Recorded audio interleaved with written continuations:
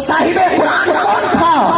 وہ صاحب قرآن وہ تھا کہ جو پانی کے اندر اپنا لعاب ڈالتا ہے پانی میٹھا ہو جاتا ہے. صاحب قرآن اسے کہا جاتا ہے جو پانی کے اندر اپنی انگلیاں ڈالتا ہے. میرا رب میرے نبی کی انگلیوں سے پانی کے چشمے جاری کر دیتا ہے. صاحب قرآن اسے کہا جاتا ہے کہ جس کی بن مٹھی کے اندر پتھر بھی کلمہ پڑھتے ہیں لا الہ الا اللہ محمد الرسول اللہ. صاحب قرآن اسے کہا جاتا ہے جو ایک انگلی کا اشارہ کرتا ہے تو چاند دو ٹکڑوں میں تقسیم ہو کر کھلونا بن جاتا ہے. صاحب قرآن اسے کہا جاتا ہے جس کو میرے رب نے ابو بکر جیسا صادق دیا ہے, جس کو میرے اللہ نے عمر جیسا عادل دیا ہے, جس کو میرے اللہ نے عثمان جیسا سخی دیا ہے, جس صاحب قرآن کو میرے اللہ نے ولایت کا بادشاہ حضرت علی دیا ہے, جس کو میرے اللہ نے کاتب قرآن معاویہ دیا ہے, جس کو میرے اللہ نے خالد بن ولید جیسا جرأت و بہادری کا شخص دیا ہے, جس کو میرے اللہ نے حسین جیسا شہید دیا ہے,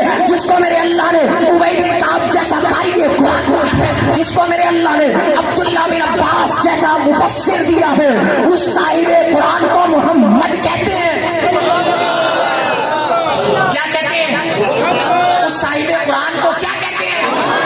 بولو کیا کہتے ہیں؟ اس صاحب قرآن کو محمد کہتے ہیں اور وہ ہمارے نبی ہیں. اللہ نے انہوں نے فرما دیا کہ انا خاتم النبیین لا نبی بعدی, کہ میرے بعد کوئی نبی بھی اس دنیا کائنات پر نہیں آئے گا. اگر کوئی نبوت کا دعویٰ کرتا ہے وہ لعین ہو سکتا ہے, نبی نہیں ہو سکتا. ابھی ایک بچاؤ تھی عورت گستاخہ عورت, اور اس نے ویڈیو کلپ میں کہا کہ میں نبی ہوں, نبوت کا دعویٰ کیا, اور اس کے بیٹے نے کہا نعوذ باللہ من ذالک کہ میں امام مہدی ہوں, اور وہ کہتی ہے خبیث کہ میں حضرت ابراہیم علیہ السلام کی بیٹی ہوں. میری قوم کے نوجوان کہاں مر گئے؟ ان کو یہ تو پتا ہے کہ فلاں اداکار کہاں رہتا ہے, مگر یہ نہیں پتا کہ عقیدہ ختم نبوت کی اہمیت کیا ہے. یہ میری اس قوم کے نوجوانوں کو نہیں پتا. یہ کون بتائے گا؟ یہ ہم نے بتانا ہے. قیامت کے دن ہم سے سوال کیا جائے گا کہ اللہ نے آپ کو علم دیا تھا, کہاں دیا؟ آپ زندہ تھے, مسلمان تھے, انسان تھے, آپ کی موجودگی میں کئی صحابہ پر بکواس کرتا رہا, آپ کی موجودگی میں کئی عقیدہ ختم نبوت پر انگلیاں اٹھاتا رہا, آپ کی موجودگی میں کئی وحدہ لا شریف کی وحدانیت کا شک کرتا رہا, آپ کی موجودگی میں کئی سیدہ کائنات سیدہ عائشہ صدیقہ رضی اللہ تعالیٰ عنہا جو ام المومنین ہیں ان کی طہارت پر شک کرتا رہا. تم کہاں تھے؟ ہم سے یہ سوال کیا جائے گا کہ تم کہاں تھے؟ تم نہیں بول سکتے تھے؟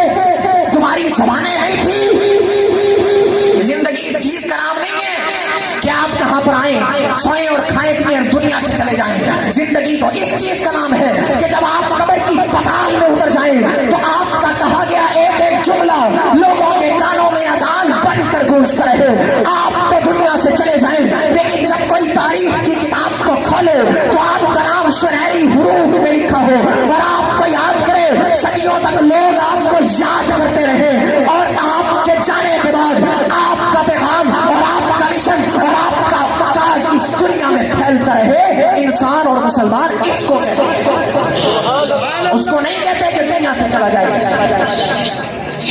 وہ پیغمبر ہمارے نبی ہیں. کیا ہے؟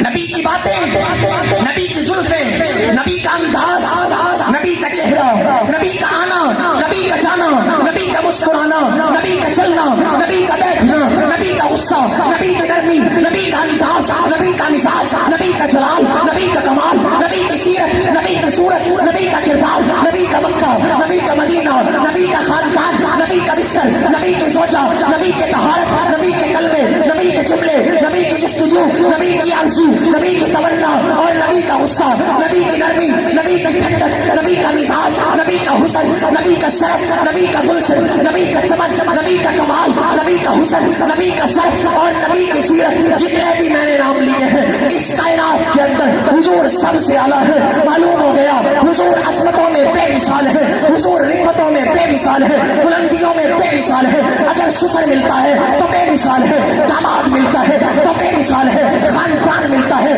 تو بے مثال ہے. توجہ سے میری بات کو سنیے گا. حضور کی جو نالین کرتی ہے. حضور کی نالین مبارک کے نیچے جل لگنے والی خاک ہے جس کو عرف عام میں مٹی کہا جاتا ہے. اس مٹی کا مقابلہ بھی دنیا کا کوئی جاگیردار نہیں ادا کر سکتا. کر سکتا ہے؟ نہیں کر سکتا.